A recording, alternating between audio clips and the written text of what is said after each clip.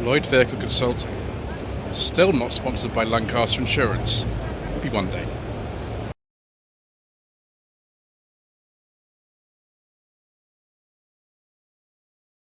Good morning. Today is the 23rd of March. We'd better get on the train and get over to Birmingham International for the second day of the 2024 Practical Classics Classic Car and Restoration Show at the NEC in Birmingham. It's only a short journey from here. Fortunately, I did book some accommodation in the area, otherwise it would have been a 2.5 hour trip one way each day, which is not fun. Anyway, I do apologise for any incorrect information that's in this video, which has been a lot already in the previous 6 parts. If I fall over, if I get things wrong, I did almost fall over yesterday, and if I get interrupted by announcements or generally other people who are around, I'm afraid just the way that it goes on this channel. Welcome to part 7.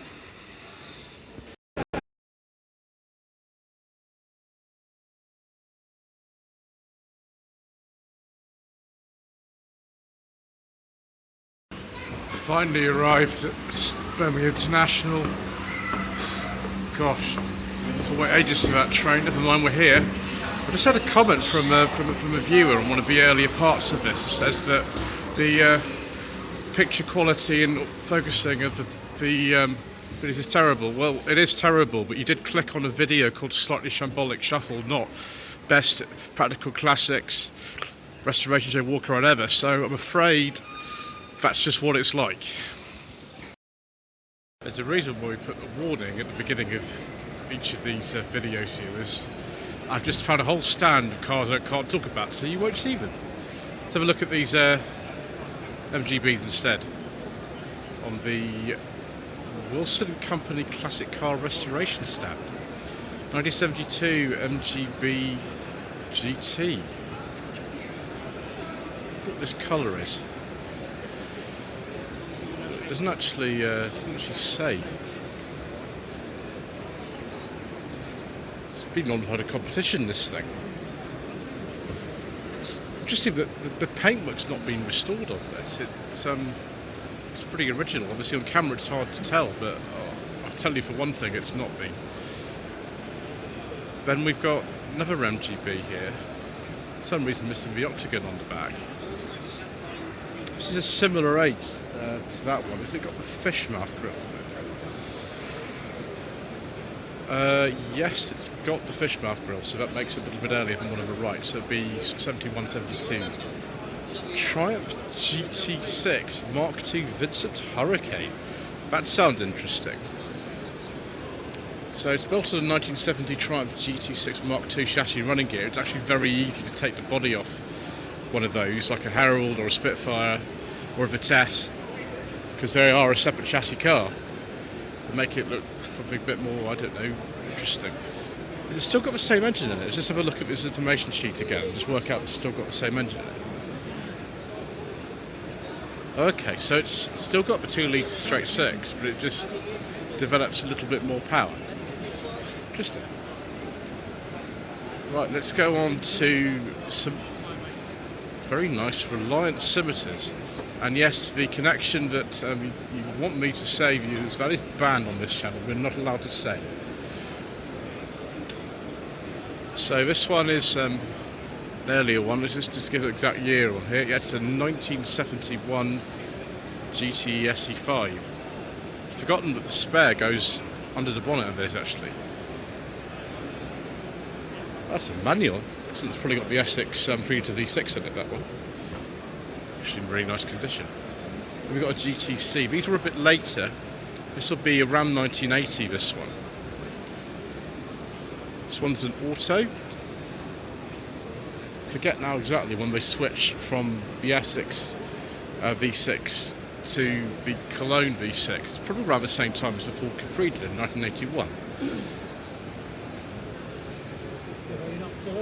Oh, it's a 2.8. Okay, that makes perfect sense. Yes, it says the Cologne engine. Both of those are pretty good, to be honest. I like both the Essex and the Cologne engines. And then we've got an earlier type of figurative light here. Yeah, Sabre 6. This is the 1964. As I always say, not all local authorities in the United Kingdom started using suffix plates immediately when they came out in 63, so this one doesn't have one. There's no B on the end, which should be there. Terrible joke. It was only in 1965 they standardised the system, so this might well have its original registration on it. 232 GUE. It's just like a similar to SS1. Yes, it is. It's a TI 1800 with a Nissan engine in it then. This looks even faster than the standard cars as well. It's got like a sort of carbon fibre wrap on it. What's that? It's 8990. I think the engine came out of with a 6-speed gearbox in it as well. The engine came out of something like some Bluebird ZX Turbo or something. Yeah, it's an 89. Mostly I'm right about some things for a change, viewers. Doesn't happen that often. That's why I have to apologise for incorrect information at the end of every video. Mitsubishi 3000 GT. Do you know, I've always wanted to go in one of these. That's a manual as well. The technological innovations that were on this car are absolutely amazing. It's one of the later ones of headlamps like this. It's a 95. Yes, Mark II, so it will have the non-pop-up headlamps. You can see we've got some intense polishing going on, and I understand why. That is fantastic.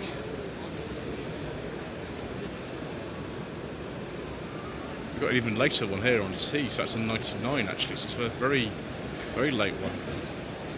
And we've got one that's been modified. It's kind of it's very fast and furious, isn't it, with the scissor doors and things.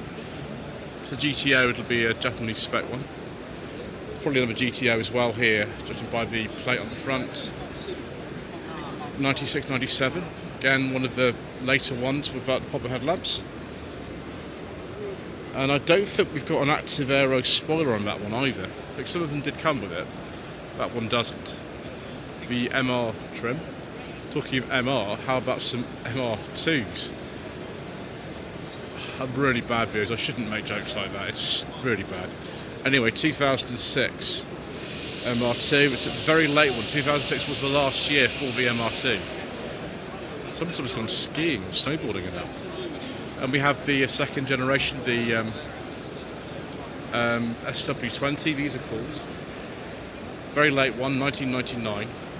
The MR2 that I drove in 2021 was a very early W30 type. It was one of the first in the country actually. Still have the same owner, she's had it for 24 years. It was fun, although my mount fell off the dashboard during the test drive, which is normal because we have a shambolic channel. Yeah. In fact, it's been modified slightly or not.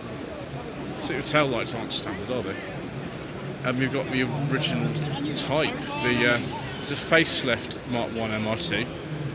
In white, of course, because it's from 1989. And we've got some pop-up headlamps. We also had on that one. Someone I know actually has one of these. I think it's a white one as well. And it's been modified to some stupid power. Yeah. He likes it. I think it's like 300 horsepower this one has, but they didn't go out with standard. Another one of the original generation ones, a very early one actually, this one. This is an 85, this one. And looks like it's in need of some work, shall we say. So pre-facelift, very sort of typical 80s colour, isn't it? It's kind of gold. And then, yeah, the contrast to the kind of later examples of all of these. As you can see, those are the last of the line, all those three there. And these are the first ones. This is an 89 SW20. Again, it got severe lack appeal going on here, but never mind. And that's an early W30, some V. That's a really early one then. I wonder if it's been imported or something. How about contrasting that with some American police cars? Ford Crown Victoria. I wonder if all of these are Crown Victoria Police Interceptors. I don't think they are. I think that was a Taurus over there. That's a 93. This one's a lot later, so 2006-7 this one. I think the last year for these was 2011, actually. 2007, yes. Porsche in 2023, so it's not been over here very long. Oh gosh, this isn't even a full Taurus, it's a Mercury Sable. Goodness me, 89. That is a rare car over here. As you can see, the chap's been in there so long, he's withered away in the back seat. Another one of the later Crown Victorias here. That's a personal plate, so we might have to just look at here and just check. Oh, it is actually a 2006. Somebody's taken the time to find the correct personal plate for the year. That's pretty good. Palm Beach County, I wonder what that is. Should read the information sheet viewers, but we haven't got time, so we've got to keep going. How about some Audis? Ooh, that's very nice. An Audi 100 Avant Turbo Quattro. 5 imported in the UK from 89 to 91. I imagine that's probably an 89 or a 90 on G, but it's also a personal plate. 2.4 V6 Audi A4 Cabrio. That must be quite a rare specification actually for these. A lot of them I think were the 1.8 turbo, and if this has only had 164 horsepower for 2.4 V6 and the 1.8, which would have been lighter, had 148 horsepower, it's not a massive difference. Is that a manual? Gosh, it's a very rare spec. I'd imagine the V6 would normally be an automatic, so that's rather impressive really there. And we have an All Quattro, quite a late one. Actually no, not a late one. The late one would be like G plate, this is a D plate, so it's a facelift one. This is an 86. That looks like a very nice specification with the headlamp washers and thing, doesn't it? Right, we'll go to the Toyota bit and then we'll come round back to the Audis. Toyota Hiace, I think this is. When I was younger, these were quite common actually. Obviously not anymore. It's where you go to a show, isn't it, to see stuff like this. And it's not rusty. That's crazy. This is a 77, this one. Yeah, you know, I remember these being sort of around. It's an impressive looking thing, isn't it? A Toyota Starlet. I think this is the original type of Starlet as well. This is rear wheel drive. So I'll have a look at the exact year. X would make it 81 or 82. Let's have a look at the information sheet here. It's an 82. It's a 1.3 GL. That is actually really nice. Classic kind of 1970s design sort of in that, with the interior. Probably a lot more highly specified though than something like, I don't know, average Metro, which would have competed against this, although Metro was a more space efficient car because it's front wheel drive. This is not. The thing about Toyota back in the day was they really only imported like very limited specifications of cars, so you get like 1 or 2 trims, and probably one if you're lucky 2 engine on any given car. So the 1.3 GL would have been possibly like one of only 2 specifications for a Starlet. We have a very nice Celica. I forget exactly what generation this is. This is from the mid-1990s. Unfortunately, we've got an information sheet, so I can't tell you exactly what year it is, but that's in really nice condition as well. Very 90s colour too, turquoise. Right. Oh, but also it's the Audi. That would be embarrassing if I come and do that later. Another one of these All Quattros. So giving you information about this particular one.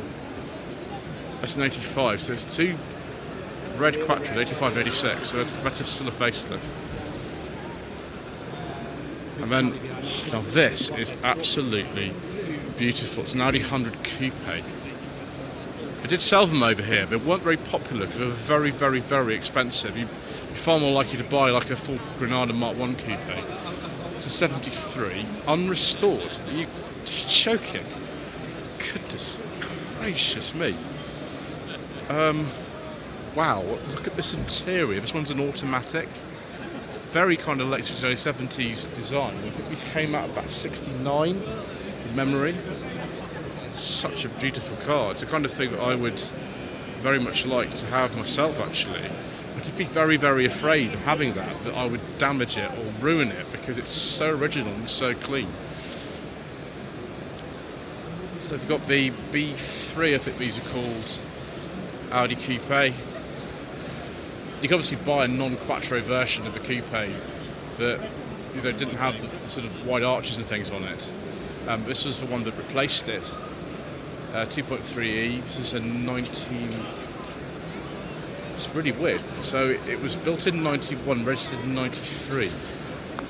That's very strange. I quite like these as well, actually.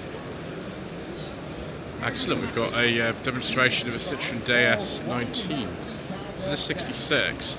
Unfortunately, we haven't really got time to sort of watch it go up and down. And also, we've got commentary in the background, which is very good for people who aren't filming, for people that are filming like me. It's not so good. That is really fast. Gosh, it's moving. Wow, okay. Obviously, watch Ian Seabrook's video on that sort of thing if you want. We've got to keep going. What? Oh, really?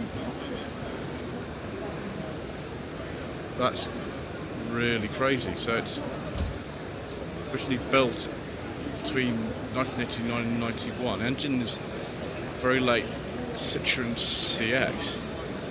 That's crazy. Oh gosh. Yeah. I mean, a real Countach is far more expensive than what I think. That is just amazing, though. Just someone's actually made this. Wow. Fantastic. That's some real determination, far more than I would have. One thing I must show you is the fact that it's actually got a Citroën badge on the back of this. There you go. And we got an H fan. I bet around the French countryside there's still some of these in this sort of condition. This is 61. I don't think they ever really sold many of these over here. I think they were built in Slough very, very briefly. But most of them, obviously, like this one, have been used for, commercial work. They're all really coffee stand vans at shows, aren't they, and things. Is that an American specification Mark 1 Fiesta? Goodness gracious me. I've never seen one of these before. They made them, I think it's like 76 to 80 or something like that. And this one is particularly kind of special. It's an American specification Mark 1 Fiesta shell, but modified for Donald Healey. What a legendary car. Yeah, there we go, Ford Fiesta by Healey. Wow, no wonder it looks special, because that's exactly what it is. I better not touch that view. Yeah. Ford Fiesta by Healey. And we've got, what does that say? Oh, also a Healey. One of the early ones then, I can forget the name of them, they're like sort of Westland and things like that, they were called. Porsche, someone's got an information sheet here. So this is like a sort of prototype of the Donald Healey Motor Company, not Austin Healey, just Healey. It was completed in 1946. What an interesting stand. And then we've got one of these Mahindra Jeeps. This has been really heavily modified as well. It's a 1994. Transformation's only just been finalised.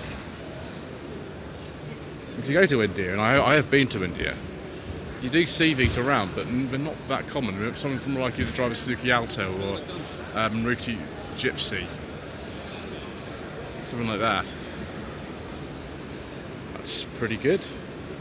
Right, we shall continue. So we've got 1982, 83, 2CV.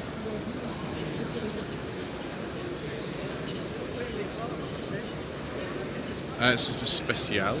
It's quite Special, which is not perfect, but it's very sort of 80s and all white. And then we've got, I think this is an Acadian. The Acadian was a van version of the Diane, and they continued right way through to 1987, although the Diane itself was discontinued about 1983. That's quite a late one actually. That's a sort of 81, 82. This Diane here is a lot earlier than the Acadian. Very, very 70s, isn't it, with this colour scheme? The orange with the orange interior and the orange roof. It's pretty amazing. Yeah, it's the Diane 6, so it's the more powerful version. Then we've got a very early 2CV here. This will be from the 50s or something, won't it? It's a ripple bonnet.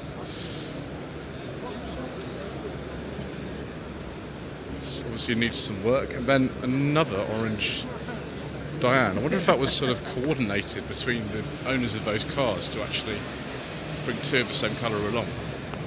PSO 75-76 really stands out on camera, the colour of it actually.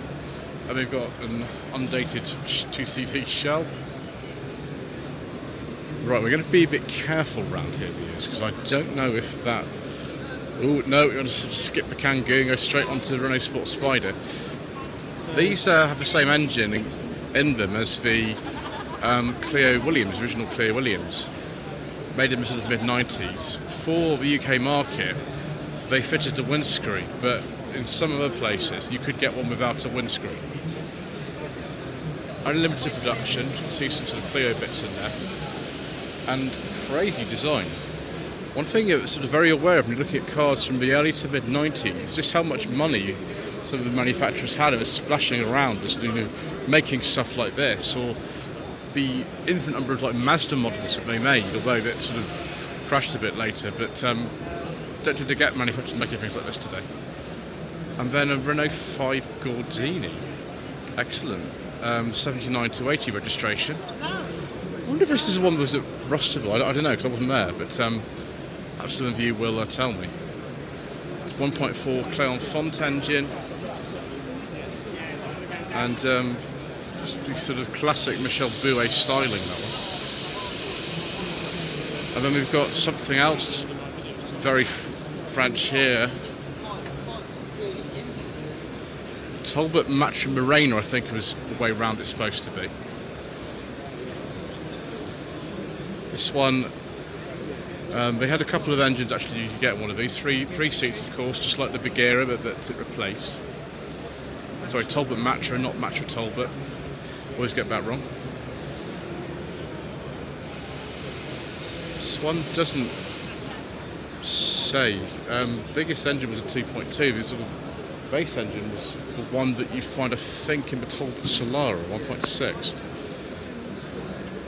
That's an X, so that'd be sort of 81 and 82. See, this one, what it looks like when it's finished. It's on a white, a little bit late, 82, 83. I wonder if this one is the one Ian Seabrook drove a while ago. Amazing sort of styling. And of course, I think like the first Spas, those had the sort of plastic panels. That one is a Mark 3 Spas, I think, from memory. Don't know what engine is in that. It didn't last very long, like 98 to 2002. Not very long at all. And the Mattress Simca Bagheera. And there is the Panther. Say hello. You're not going to say hello. Sorry, viewers. They did make some right-hand drive Bagheeras, but they were very rare. This is a left-hand drive one. 79. See on the information sheet here if actually it does tell us what and it says, yep, this has got the 1.4 Simca Poissy engine in it that was only discontinued. I think the Peugeot 309 was the last car to actually use it in our market, about 91. Then a Simca 1000, 1965, found in Poland after being shipped from Sweden. Yeah, Swedish plate, I believe, on that. Another Simca meal there. And then this is, I think, the coupe, but no, 1200S coupe, 1967. Very rare right-hand drive, gosh. That's fantastic. So we've got some Mitsubishi FTOs. They were only imported to this country officially for a very short amount of time towards the end of production, about 1990,000 I think for these, but tons of grey imports came in. You could have, I think, a 2 litre V6 in these and a 3 litre V6 from memory, and a 4-cylinder. That one's obviously the 2 litre V6. So I think is this one.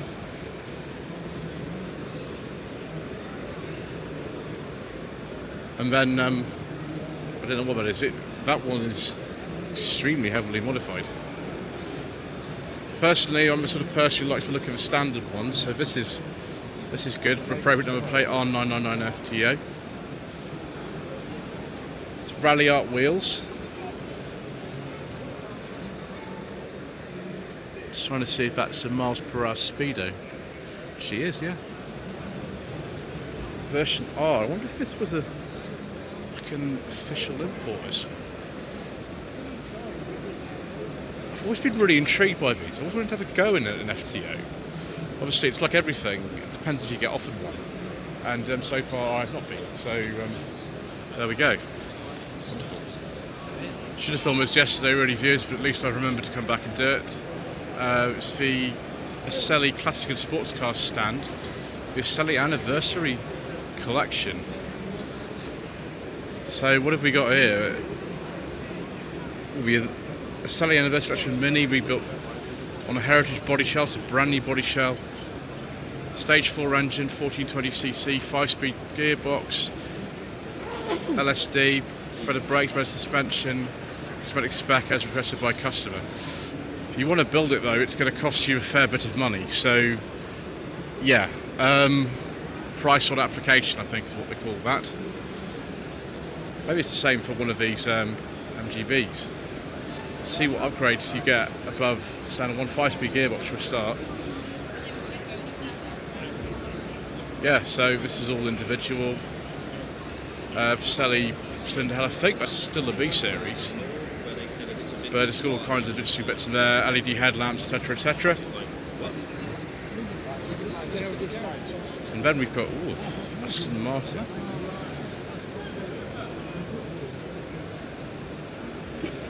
...2007 Vantage Roadster 27950.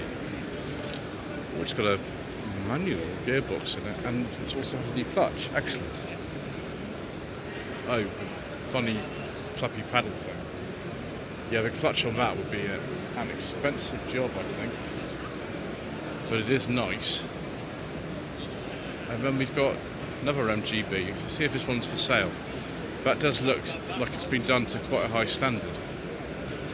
I believe this would be on an HSO 6970 at 70, 25,950. You can buy an MGB for under £5,000, it's pretty good. But this one, yeah, lead-free engine, coilover suspension, upgraded bushes, power bullet rear road springs, spec shock absorber, upgraded brakes, servo. Not all the MGBs got servo. I think only the later ones had standard. But it's nice. Maybe sets it apart from a million other MGBs that you might see at a typical show. Bit of auto glim action here, viewers. 911 Carrera GTS. I forget the exact model of these. This looks like quite a modern one. Look at those front lights. Gosh, all sorts of complex LED things going on here, and of course very, very shiny. We'll have to look at the cream egg car right at the end actually, because that's actually outside of the venue, so we better continue and have a look at a Vauxhall Chevette. The Chevelle, does that mean it's having some kind of shove it, not Chevelle? 1977 Chevette L. I think I've seen this before. It looks like it's very shiny, it just needs finishing off. Ah, it's a much more powerful engine that's been put in that. Yeah, it's a Mazda MX-5 engine. Of course, the Chevette is rear-wheel drive. It's probably better than the 1256 thing that's in there. I have driven a standard Chevette and an HSR, and the standard one, it doesn't really have a lot of power. 1.6 Mazda MX-5 Mark II engine, yeah. Saab copper bronze. EBC brakes, Bilstein suspension, and new battery, and a one-off manifold exhaust system. Fabulous. And then we've got the think it's a Chevy Spark. Oh, and of course there's a Ferrari here. I think this is an Italia. I'm really bad with Ferraris. I can't remember the names of them. That is very sporty. What is this? I have no idea what this is at all. I'm going to have to look at the registration number and get back to you guys. It's another car with an MX-5 engine. Yes, it is. Oh, there we go. That makes sense. So you get an MX-5 donor car and you make it look like this. That makes sense. That's what this sort of tubular chassis kind of looks like. I suppose you can have different power outputs and things if you want. That's handy. Electric Shorty Mini on the Motor Skills stand. I bet that's interesting to drive, viewers. Yeah. Oh, the Exosets. Yes, these are, again, it's kind of like that last one we were looking at that was an MX-5 based. Again, more MX-5 based car. This is based on the NC. And you can have a 1.8 or a 2 litre, 5 or 6 speed, because you can have both of those in an MX-5 NC. The curb weight is 645 kilos, so 0 to 60 in 5 seconds. The kit price is about £5,000 VAT. It doesn't sound too bad actually, if that's what you want. If you want a cheap way into something that's a bit like an aerial atom. This is based on an RX-8, so you get even more power. 0 to 60 in 4.2 seconds. The kit price is a bit more expensive. It's only £5,995 plus VAT. Obviously, you've got to watch the engine. This one looks a bit more modern. What is this one? Oh no, this is the least modern of them all. This is based on like an NA or NB MX-5. You have a 1.6 or 2 litre, of course, and whatever gearbox it came with it. And 0 to 60 in 5.8 seconds, and 4,495 plus VAT. Save some money.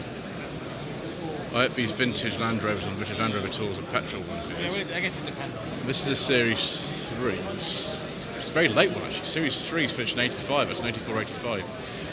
I don't know if I look under one it will actually help me, so I won't do that. This is a much earlier one. This I think is a Series 2A, it could even be a Series 2. Somebody will have to tell me, because I'm not sure. Like so many things in life, viewers, I don't know the answer. Anyway, thank you ever so much indeed once again for watching part 7 of the Slightly Shambolic Shuffle around the 2024 Practical Classics Classic Car Restoration Show here at the NEC. Please don't forget to subscribe to the channel, like this video, comment below, and we shall see you again very soon for even more incorrect information.